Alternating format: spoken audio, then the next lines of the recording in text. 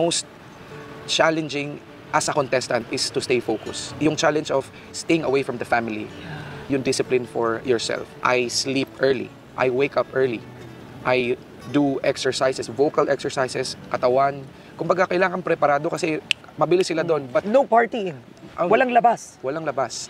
Blessing kasi sa akin, hindi talaga ako mahilig lumabas, Miss Karen. Kumbaga, homebody ako.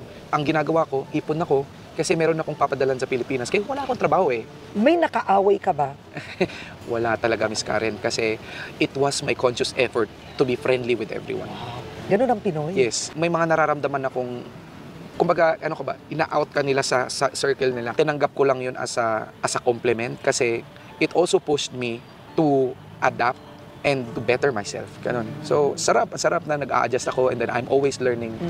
Pero nagugulat talaga sila kasi every time na pinapahawak ako ng microphone, doon ako nagyayabang.